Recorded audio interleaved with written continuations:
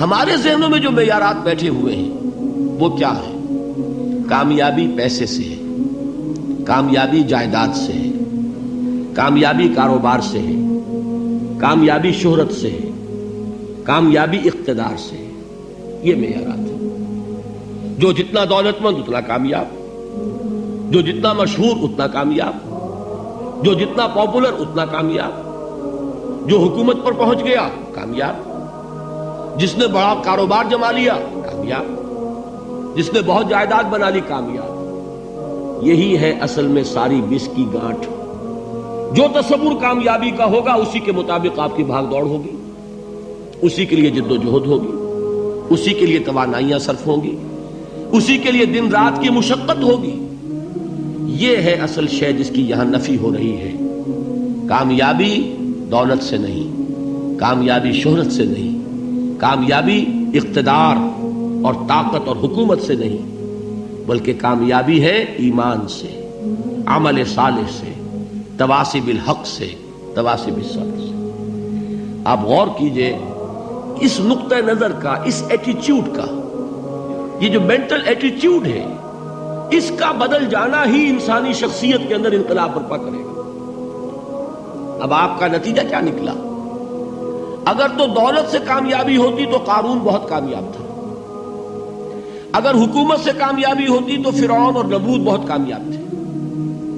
کامیابی ان سے نہیں ہے. کامیابی انسان دولت میں قارون کی دولت تک پہنچ جائے اور دنیا میں دبدبہ اور اقتدار اور سلطنت اور حکومت کے اعتبار سے وہ نمرود اور فرعون کا مقام حاصل کر لے، وہ ناکام ہے، خائب ہے، خاسر ہے، برباد ہے.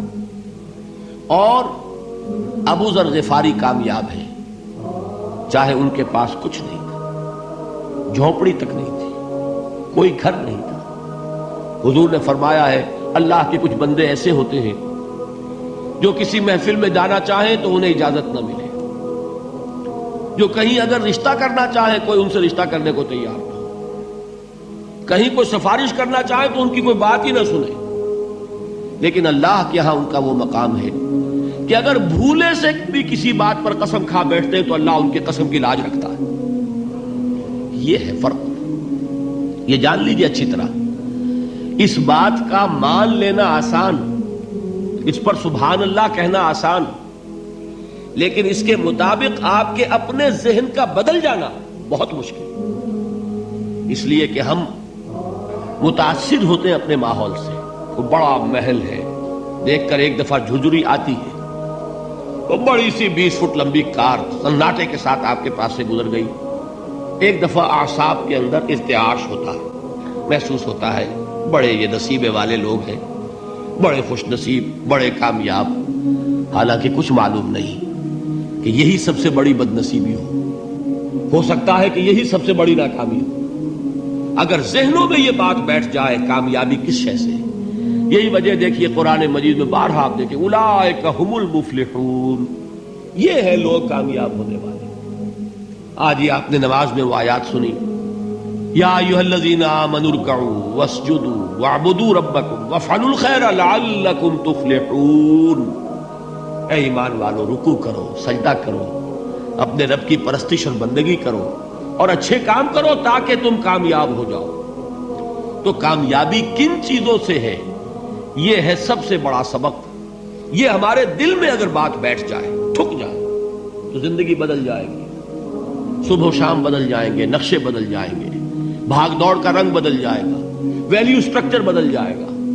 آج وہ ایک چیز نہایت اہم نظر آ رہی ہے، کل نہایت غیر اہم نظر آئے گی. جیسے کہ حضور کی حدیث ہے مالی ولد دنیا، مجھے تمہاری اس دنیا سے کیا سروکار ہے. انما مثلی کراکب استظل تحت شجرۃ ثم راح فترکها، میری مثال تو اس سوار کی سی ہے جو تھوڑی دیر کے لیے ایک درخت کے سائے میں ٹھہرتا ہے سستانے کے لیے، پھر وہ اپنا راستہ لیتا ہے. اسے اس درخت سے مستقل تعلق اس کا نہیں ہے، وہ اس کا گھر نہیں، وہ اس کی منزل نہیں. اسی طرح یہ دنیا میرا گھر نہیں ہے. اب دیکھیے ہم کہتے ہیں انا للہ و انا الیہ راجعون، ہم تو مسافر ہیں، ہم اللہ کے پاس سے آئے، اللہ کی طرف ہمیں لوٹ جانا ہے.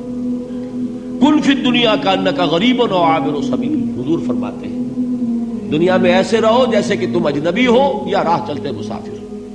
لیکن یہ طرز عمل کب ہوگا؟ جبکہ یہ آیت ہمارے ذہنوں کے اندر بیٹھ گئی ہو.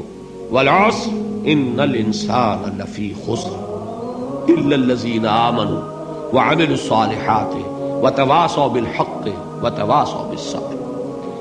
یہ ہے اصل بات جو میں نے عرض کیا تھا کہ میں بتاؤں گا صحابہ کیوں ایک دوسرے کو یاد دلاتے تھے. اس لیے کہ دیکھیے جیسے برف باری اگر ہو رہی ہو، آپ باہر نکلیں گے تو برف آپ کے کپڑوں پر جم جاتی ہے نا، تو آپ جھٹکتے ہیں کپڑوں کو تاکہ برف ہٹ جائے. ہمارے ایمان پر اس دنیا میں رہتے ہوئے جب ہم متاثر ہوتے ہیں ماحول سے تو گردہ آ جاتا ہے، برف پڑ جاتی ہے. اس کو جھٹکتے رہنے کی ضرورت ہے، اور وہ جھٹکنے کی بہترین اور مؤثر ترین شکل یہی ہے کہ یاد رکھو کامیابی ان چیزوں سے نہیں ہے.